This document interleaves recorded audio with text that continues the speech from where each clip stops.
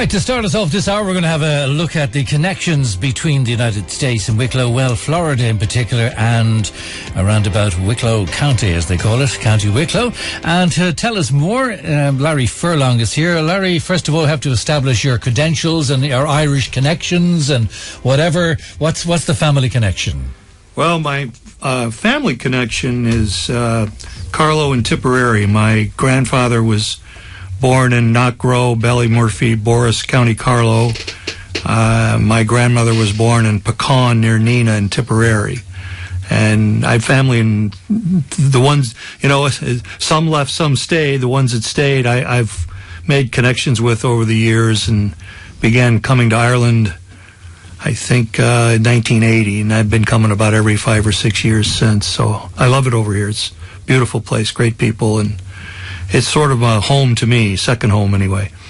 And I was elected to the Seminole County Commission, which would be the equivalent of the county council here, in 1990, and had somewhat familiar with Wicklow. And Wicklow was to Dublin what we were to Orlando. We were similar counties, similar situated, suburban, had similar interests in athletics and theater and movie development, all kinds of common issues and problems. So I suggested in a letter to the county council that maybe we should do a sister county program, or as they call it here, twinning.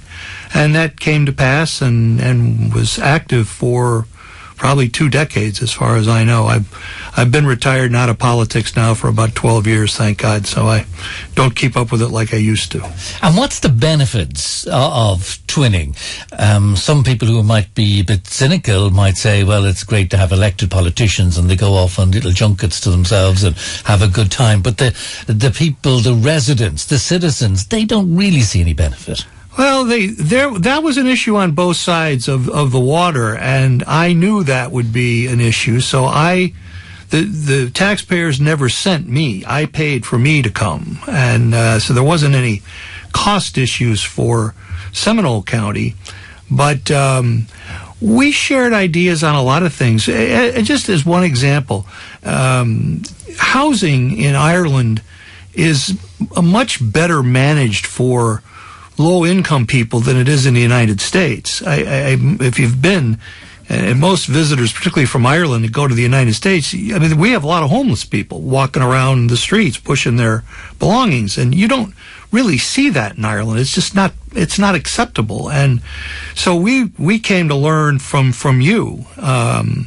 We also were interested in becoming a location site for film. And certainly Wicklow with Ardmore, had a lot to offer in that regard.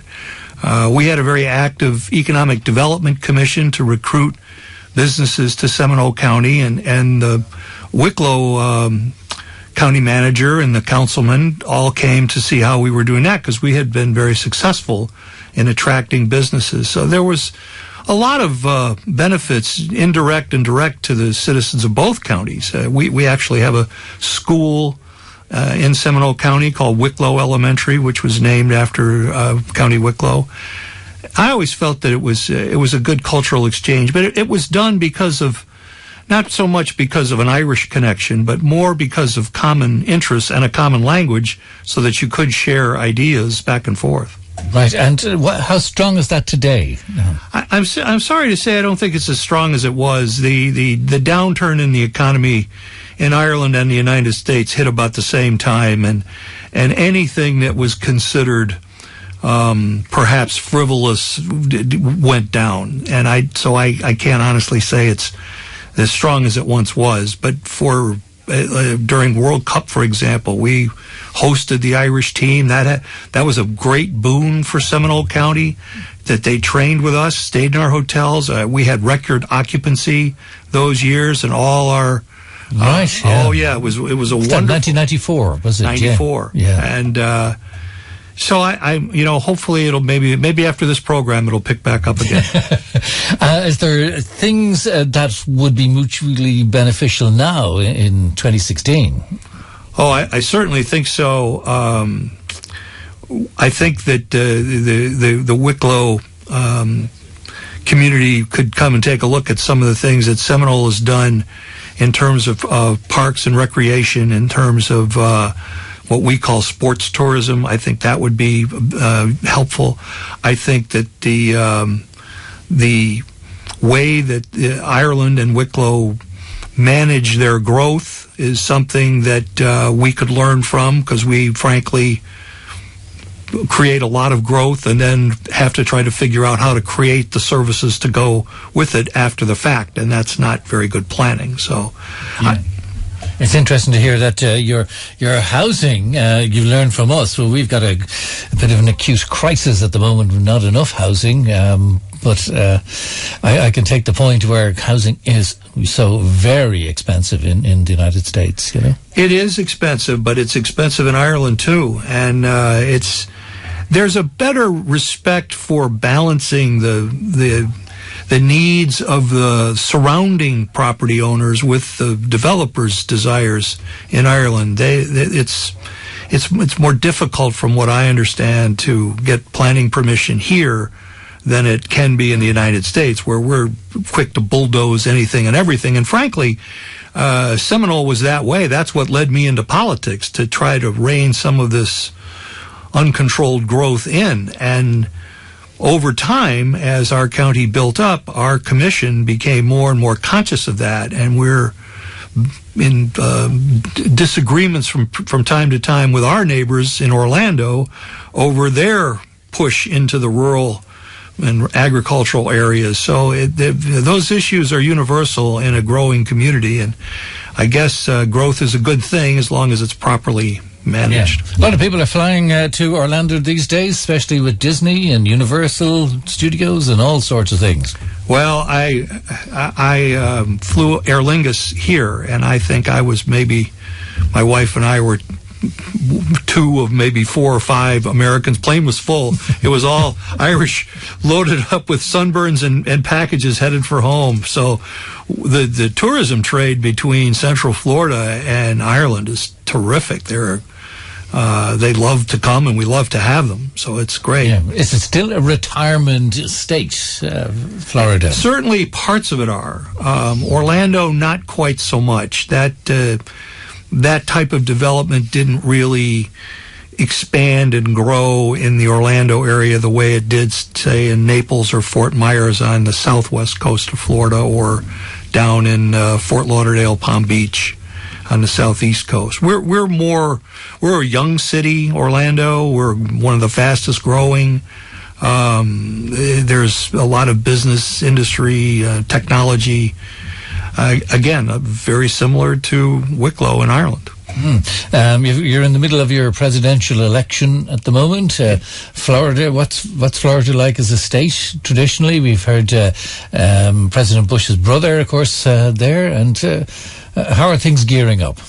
Well, it it seems like it has never ended and never will end. It's been going on, the primaries and the pre-primaries, for months and months now.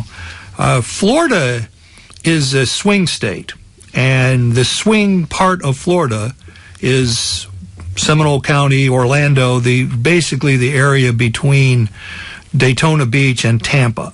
That really decides how Florida's votes go. We have this weird thing called the Electoral College, which is how the president is chosen. It's so many votes per state based on population.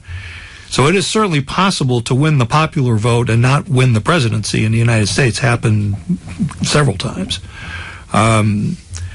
The southeastern part of Florida is staunchly Democratic and has been forever. A lot of the people that settled there are from New York, New Jersey, tend to be more liberal. The northern part of the state is rural, very conservative, very southern, very Republican. But where we are is a mix. And so we are besieged with visits, advertising, virtually nonstop. And it's not, it wouldn't be inaccurate to say that Central Florida will decide the presidency. Oh, wow. Okay. There's been controversy in the past about voting and all that sort of stuff. So do you expect it to be pretty clean cut this time? Well, the voting itself is always very clean. I mean, there's every once in a while you'll hear a talk about a voter fraud, but it's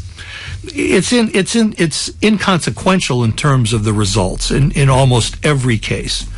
But what isn't clean is the American style of campaigning, and this election is particularly nasty, and I've not ever seen anything quite like this. I mean, it's just nonstop, attack after attack after attack from both sides. It's certainly Trump changed the dynamic of American politics, in my opinion, not for the better. But this is going to be one nasty election. Yeah. The candidates, would the American people have chosen these candidates if they had a different method of picking? Well, I think Hillary would have been chosen by the Democrats because there was just her and Bernie Sanders. So they were all heads-up matches. And Bernie certainly came out of nowhere and ran an incredible campaign and really enthused his supporters and the liberal wing of the Democratic Party like hasn't done since the 60s. I think if the Republicans had it to do over again, they would have changed some things. But they never expected to have 18 candidates all running, all chopping up little segments of the vote. Trump was a phenomenon that no one ever expected to see succeed, including myself. I just laughed him off as a joke. He's threatened to run before, and, it's mostly a publicity stunt, but he caught on with a significant part of the Republican Party and brought in people that were typically disengaged from politics, the apathetic, the people that didn't ever vote because they didn't feel it ever made any difference, and they flocked to the Republican Party. But he never really won a majority of the votes. He just won more than any of the other candidates at one time. So he became the nominee through their system, and some of them are happy about it, a lot of them are quiet about it, and a lot of them are unhappy about it. Who do you think will win, Larry? Well, I believe in the end it'll be Hillary, but it's certainly not a lock. Yeah. Hillary has supporters.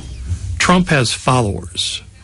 And they really don't care what he says or does. Yeah. It's all about him and their support for him and what they think or what he stands for in their mind, which varies widely, because his policies are anything but conservative Republican policies. They're a hodgepodge of whatever comes into his mind today.